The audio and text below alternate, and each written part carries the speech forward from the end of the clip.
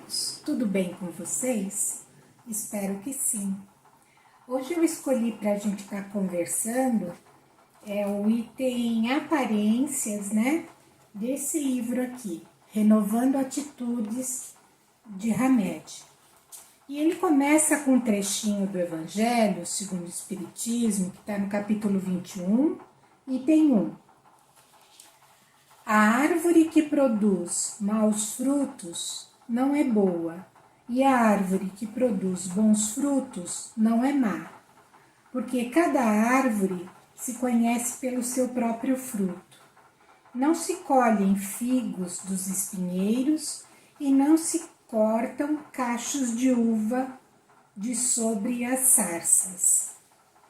Aí Hamed nos esclarece o seguinte: fugimos constantemente de nossos sentimentos interiores, por não confiarmos em nosso poder pessoal de transformação, e dessa forma forjamos um disfarce para sermos apresentados perante os outros.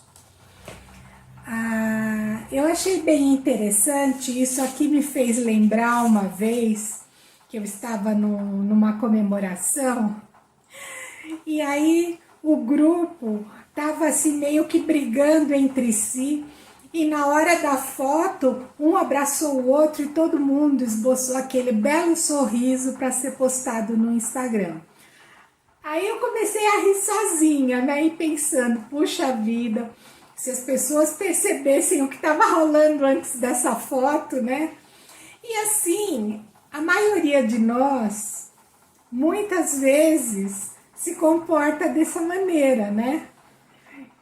E esse capítulo em especial vem nos alertar sobre isso, né? Muitas vezes na ânsia de ser aceito no grupo, a pessoa coloca, né? Muitas vezes nós colocamos máscaras ou adotamos uma aparência que não é autêntica, para que essa aceitação aconteça. Só que com isso, o que está acontecendo?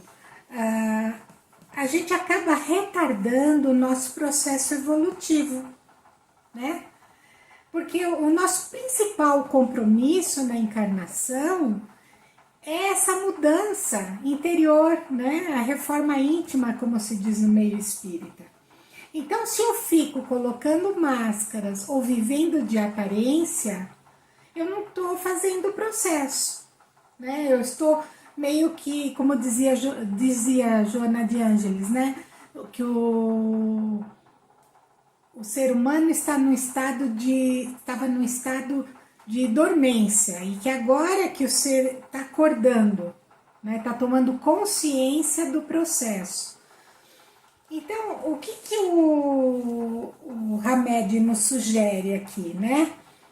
Ele diz que muitas vezes a gente se disfarça e a gente forja uma aparência do que a gente não é e acaba anulando momentos onde a gente pode crescer, onde a gente pode se transformar, né? E aí ele vai dizendo assim, que anulamos qualquer emoção que julgamos ser inconveniente, dizendo para nós mesmos: eu nunca sinto raiva, eu nunca guardo mágoa de ninguém, vestindo assim uma aparência de falsa humildade. Isso me fez lembrar também um momento da minha jornada, bem lá no começo, né? Alguns anos atrás, quando eu comecei o meu processo de reforma íntima, que ainda estou, acho que não estou nem no meio do processo, mas continuo, né, caminhando. Então, lá no comecinho, eu lembro que uma vez eu me vi numa circunstância onde eu detectei que era um sentimento de inveja que eu estava tendo. E aí, na hora, a primeira reação que eu tive: imagina, eu tô com inveja? Não, isso não é inveja. E tentei dourar a pílula, né? Tentei chamar de dar mil outros eufemismos para aquele sentimento, mas que era inveja mesmo. Então, só quando eu acolhi e percebi isso e falei: não, preciso mudar, isso não tá certo. eu comecei o processo de transformação nesse aspecto, né? Então eu falei, poxa, eu tenho, nessa circunstância eu tenho inveja, ela apareceu e agora eu reconheci, então agora vamos mudar. Então o remédio nos alerta isso aí, não adianta a gente anular, dizer que não tem, né? O início do processo de transformação, de mudança íntima, é isso, é perceber. Porque até então a gente transitava pela vida e tinha um monte de emoções, um monte de pensamentos e não percebia. Era meio que no automático, que é a consciência de sono que a Joana de Ângeles fala. E agora, quando a gente começa a despertar para isso, a gente começa a identificar tanto as boas qualidades quanto as que não são muito boas, né? E se a gente quer ser uma boa árvore e dar os bons frutos, é necessário que a gente perceba o que não está bom e tenha que ser modificado. E não fique assim, triste com isso. Ao contrário, poxa, foi um progresso. Até então eu não percebia, agora já estou percebendo, né? E percebendo, a gente tem condição de começar a trabalhar no processo de mudança. Máscaras fazem parte da nossa existência, porque todos nós não somos totalmente bons nem totalmente maus. É importante que a gente tenha consciência disso. A gente tem, em essência, pureza divina, né? Porque somos filhos do Criador, somos uma centelha divina, mas no transitar do processo evolutivo, algumas más inclinações foram aparecendo de resoluções inconscientes, de decisões equivocadas e outras boas tendências também foram aparecendo.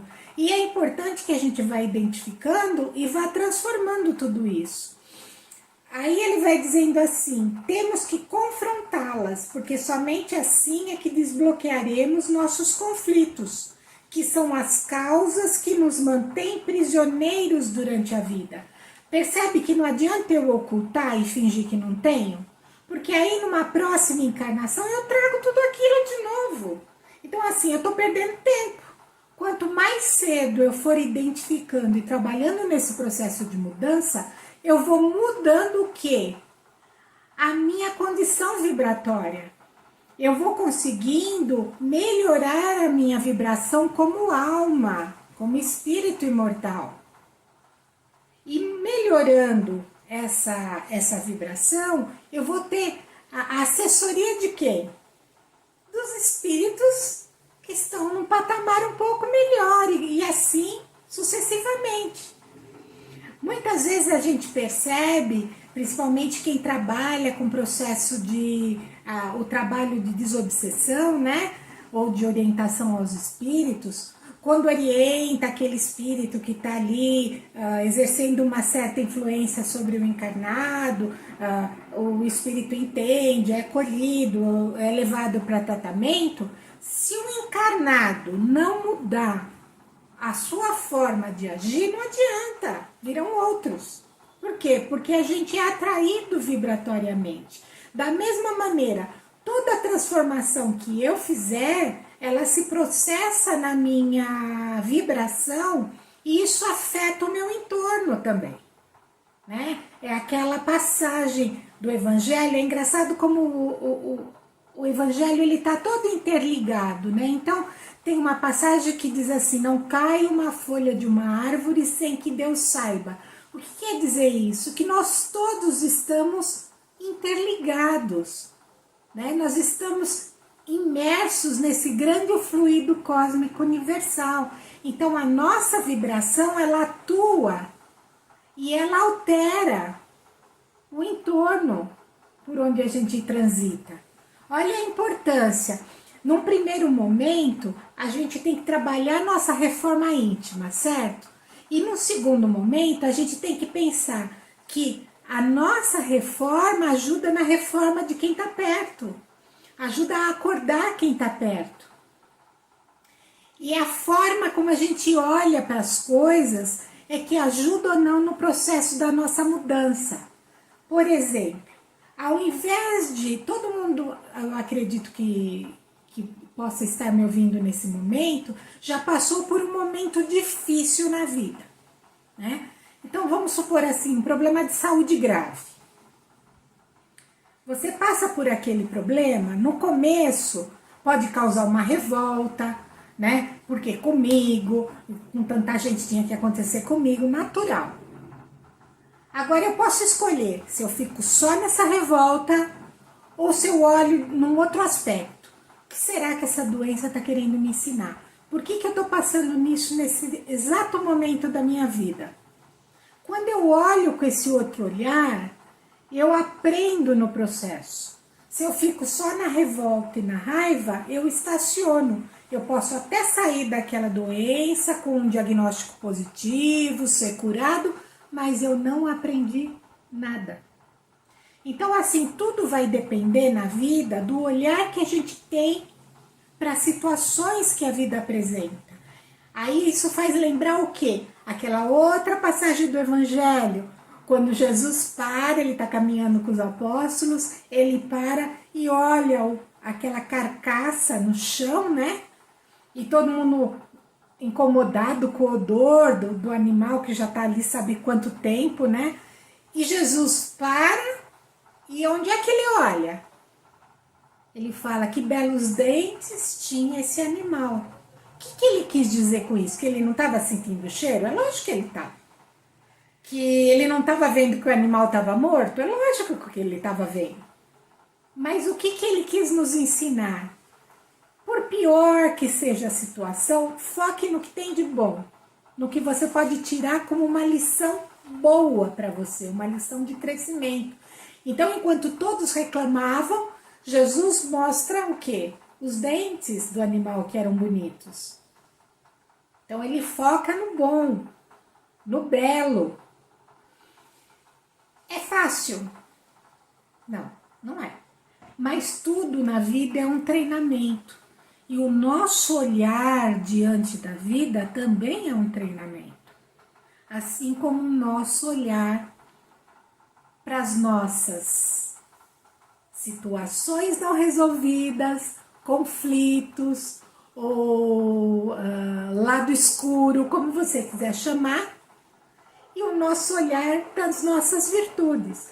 As nossas virtudes também são desenvolvidas. Deus não dá nada de presente para ninguém, né? Tudo que o espírito angaria é no seu processo de evolução. E muitas vezes a gente ouve falar assim, outra coisa que também a gente pode colocar nesse momento de reflexão.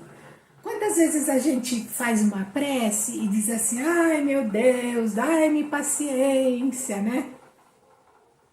E aí, o que acontece? Ou é um chefe difícil, ou é um filho difícil, ou é uma esposa difícil, ou é um marido difícil, ou é um vizinho difícil. E você na sua oração, Pai, dai-me paciência que eu não estou aguentando. Você não tem a paciência. Deus não vai te dar paciência, mas ele colocou aquela pessoinha difícil no seu caminho, assim como a gente também é pessoinha difícil no caminho de muitos, né? Para quê? Para que a gente desenvolva a paciência. Então, quando a gente começa a perceber esses nuances da vida, a gente começa a entender o mecanismo. E isso nos dá mais, assim, ânimo para querer trabalhar nesse processo, né? Entendendo que sempre tem um ganho. E tudo que a gente não consegue mudar ninguém, mas quando a gente se melhora, a gente passa a ser um espelho para aquele que está em volta. Muitas vezes que ainda está na consciência de sono, como diz Joana de Ângeles. Mas em algum momento ele vai despertar. E se a gente fala que a gente que Jesus é nosso modelo e guia, como ele é o modelo e guia? Para a gente ler o Evangelho, é isso? Para a gente falar o Evangelho para os outros? Ou é para a gente pegar aqueles ensinamentos do Evangelho que ele, mais do que nunca, ele não escreveu nada, ele não deu aula para ninguém, ao contrário, ele vivenciava no dia a dia as mudanças de comportamento, como deveria ser o comportamento. E se ele diz, ninguém chega ao Pai se não for por mim, o que ele quer dizer isso? Que ele quer que a gente fique rezando para ele? Que a gente quer que fique adorando uma imagem? Ou não, ele quer que a gente acorde e comece a utilizar os comportamentos, os exemplos que ele deu na nossa vida. Esse é o evangelho ativo. Quando a gente começa a absorver esses comportamentos, quando a gente começar a trocar os nossos comportamentos pelo comportamento de Jesus, a gente vai começar a caminhar mais rápido. E é isso que ele fala, olha, ninguém vai ao Pai se não for por mim. Eu tô vindo aqui, encarnei, para mostrar para vocês como é que tem que ser feito o processo. Então, assim, basta que a gente queira, ou pelo menos tenha boa vontade em iniciar esse processo. Talvez, durante toda essa minha encarnação, eu consiga, talvez, subir um degrau no meu processo. Mas já pensou que alegria, na hora que eu retornar à pátria espiritual e ver que a encarnação não foi perdida? Que eu consegui subir um grau? E se eu, pelo menos, não consegui subir um grau, mas eu já consegui levantar o pé no processo, né? Já fiz o movimento de mudança. Também é uma alegria. Então, assim, ao invés de nós pensarmos no todo, vamos pensar num dia por vez, que é a filosofia dos alcoólicos anônimos. Só por hoje, eles dizem, né? Então, só por hoje eu não bebo. É assim que eles colocam. Porque, às vezes, quando a gente pensa numa meta a médio ou longo prazo, desanima. Mas se só por hoje, quando eu acordar e eu agradecer pelo dia que amanhece, se só por hoje, quando chover, ao invés de eu reclamar que eu me molhei, eu agradecer a chuva, agradecer que a chuva limpou a atmosfera, que molhou as plantas, né? Que molhou as ruas, que lavou o planeta, se só por hoje, ao invés de eu reclamar que o sol está muito quente, eu entender que a energia do sol é que nos mantém vivo, se só por hoje eu for fazendo essa troca, fica mais fácil, fica mais leve. Se só por hoje eu tiver um pouquinho mais de paciência com aquele chefe chato, ou com aquela vizinha encrenqueira, ou com o marido que chegou nervoso do trabalho, ou com a esposa que também explodiu, ou com os filhos, ou não importa. Se eu começar a dividir a minha vida em dias e trabalhar na mudança a cada dia,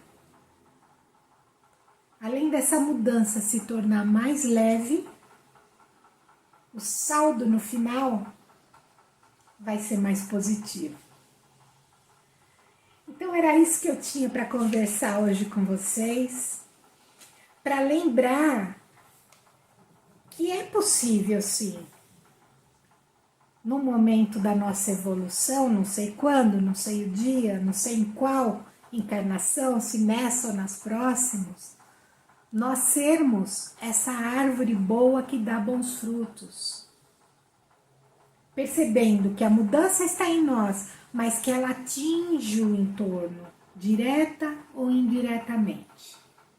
E aí a gente podia também ter mais uma atenção. Quando eu não consigo o processo de mudança e espalho maus frutos aos que estão à minha volta, que impacto eu causo na vida deles?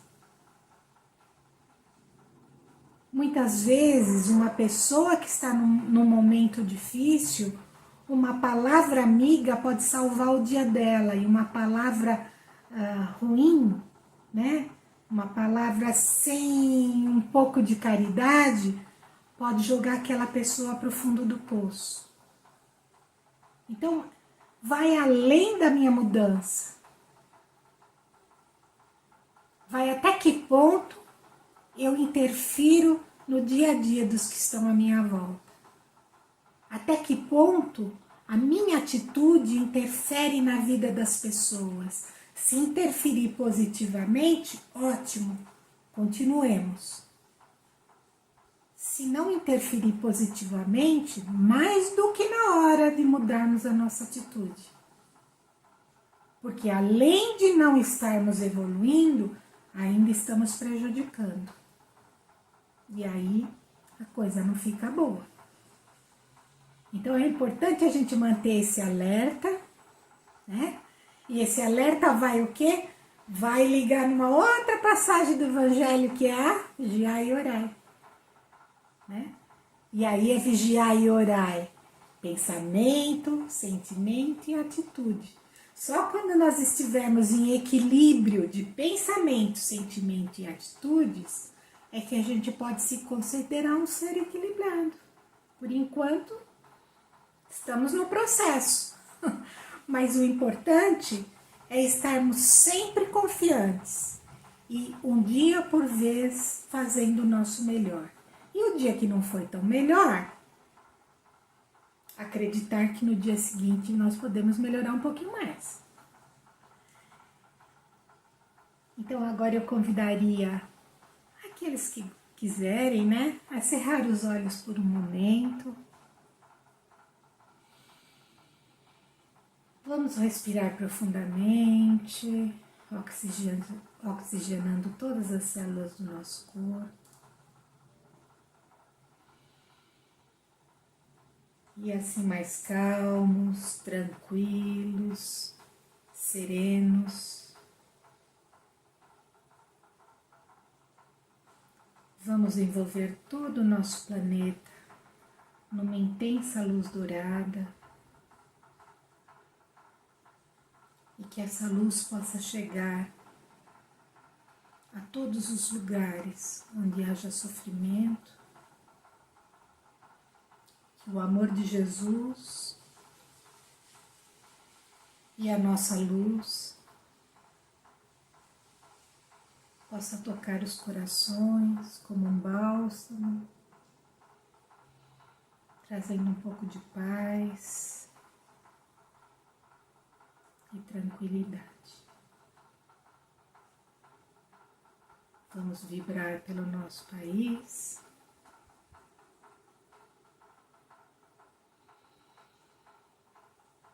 E vamos agradecer a Deus a oportunidade de estarmos refletindo um pouquinho mais hoje. Que assim seja, na graça de Deus. Graças a Deus. Muito obrigada. Um beijo no coração de cada um.